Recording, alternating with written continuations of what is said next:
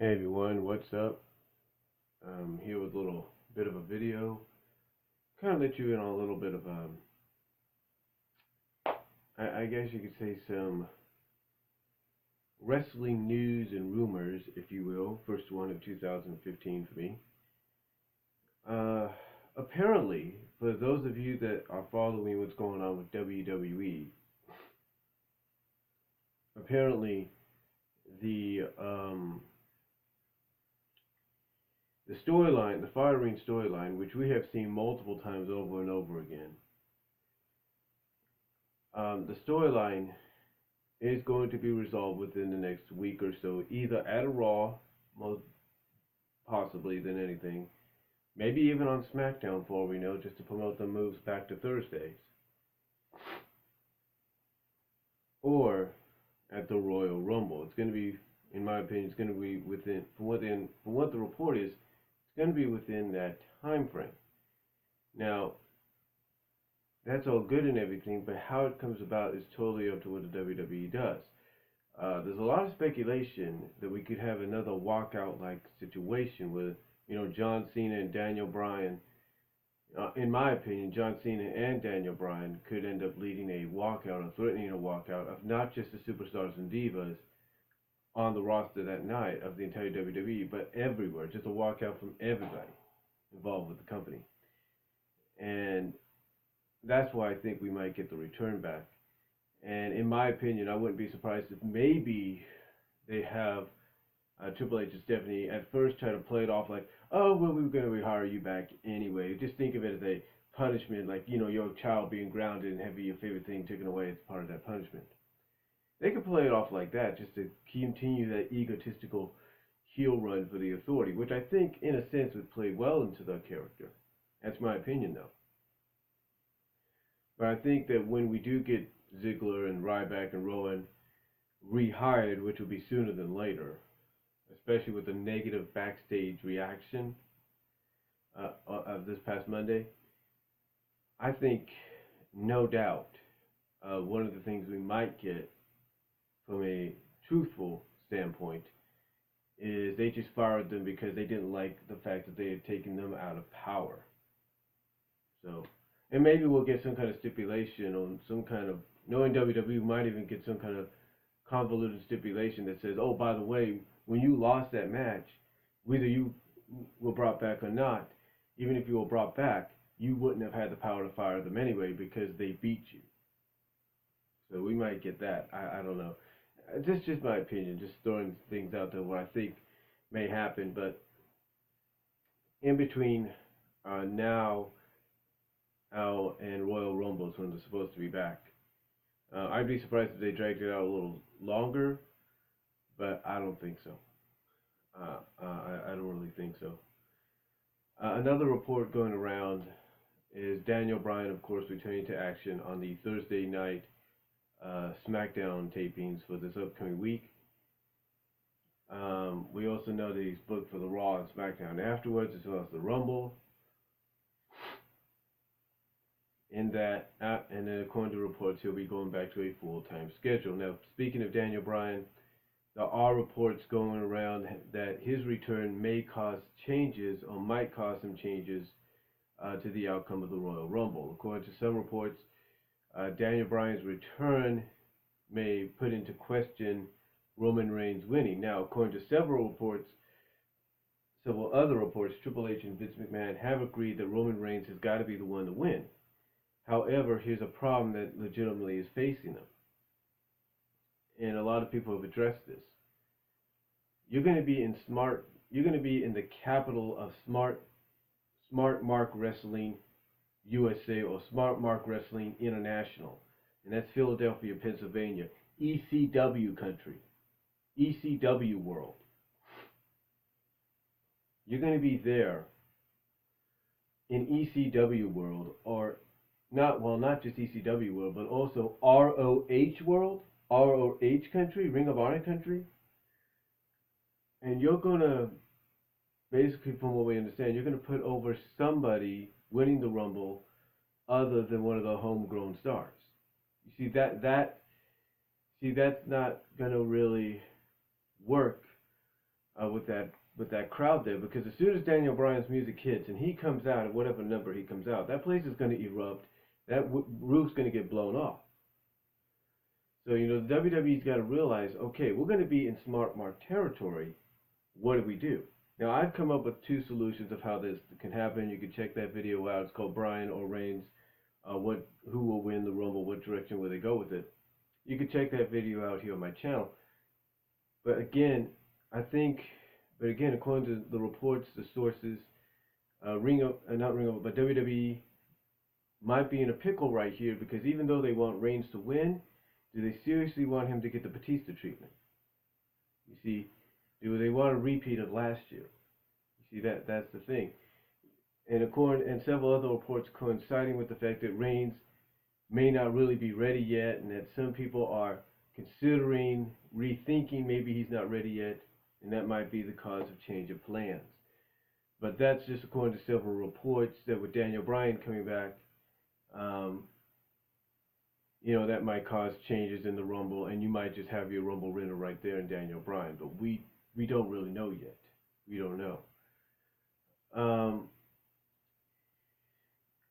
But yeah, another report going out as well is you have, of course, Seth Rollins added to the championship match. That may or may not change before the Rumble. And the reason I say that is because if you're going to be bringing back Ziggler, Ryback, and Rowan before the Rumble, or between now and the Rumble, there's no doubt in my mind you got to have Vince McMahon involved somehow, and you got to have something involved to where it's either going to keep Rollins in the match, or it's going to take Rollins out of the match. Because a lot of people have been coming out and saying, yeah, it's nice they added him in to kind of give a different bit of flavor, but I don't think it's going to actually last. I think we're going to get Cena, Lesnar, and that's what's going to happen. If they keep Rollins in there, that's great, but according to reports, he's only there to eat the pinfall. But then again, WWE might surprise us. Like I've said, they've got to find a way to really surprise, like me and anybody else has said, they got to find a way to surprise people. So I think, in all honesty, what they need to do is they need to get Rollins in a situation to where he does eat the pinfall or something like that, that afterwards he'll find a way to cash in. But I'll get into that probably in another video. But the point is, according to reports, that's why he's in the match, to eat the pinfall if they decide to continue going in that direction. But with the negative reaction and everything from this past Monday, I just don't see that happening. I think Rollins is going to get pulled from the match. I just do. I just get this feeling. I could be wrong. If I'm wrong, I'm wrong. But I got a feeling he's going to get pulled. Just my opinion. Now, moving on from WWE, let's talk a little about Impact. Impact, of course, debuted on Destination America. I know I have it here somewhere.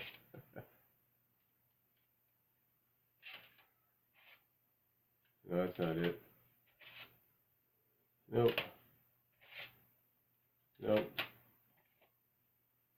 There it is. Supposed to be on top here.